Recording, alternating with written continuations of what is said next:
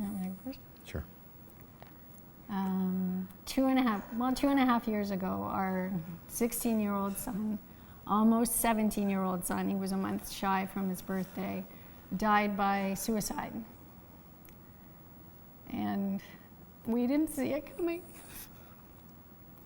And I guess no one ever does, but... Not his closest friends, none of his teachers, certainly us.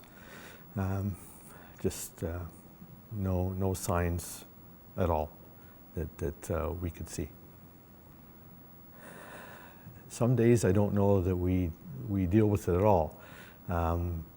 Some days we just get through the day, and other days are okay. But there's not a day that goes by that it isn't there. It's always present. It's sometimes more difficult to get through things, but it's definitely ever present. And we've relied on friends, we've relied on counseling, we've relied on coworkers.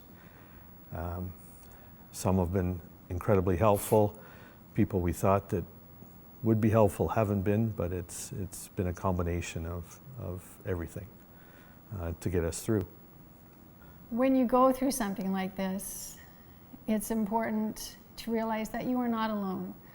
Since it has happened to us, we have come in contact with so many families who have lost someone to suicide.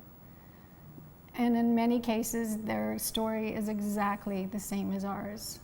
One day they had a happy, normal relationship, everything was going well, and then everything just fell apart the next day. The tragedy is just, you don't see it coming, and it happens. So for us, knowing that we weren't alone was sort of, I guess, not therapeutic, but helpful. There was a comfort to knowing that other people were going through or had gone through the same thing. One of the most important things that was said to us at David's memorial service the day before his funeral, or at his funeral, I honestly can't remember, was, "You will not get over this, but you will get through this." And we've come back to that statement constantly. That was from someone who had lost their son, not to suicide, but had lost a son at a very young age. When you lose a child to suicide, of course, your job as a parent is to protect your child.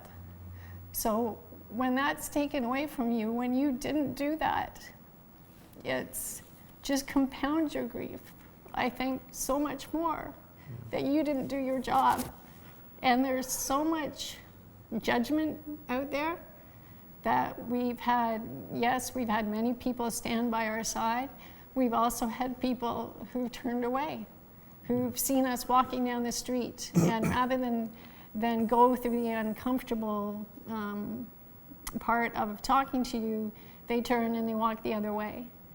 So there's the whole judgment and the whole stigma that still surrounds suicide.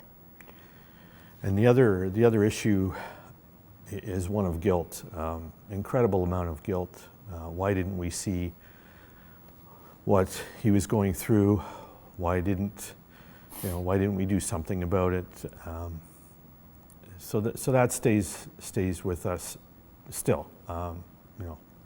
There's many days when we have that conversation between us. Why didn't we? So that's still there. It has not gone away. And you have to learn to live with the fact that there will always be questions and you will never have the answer. Yeah.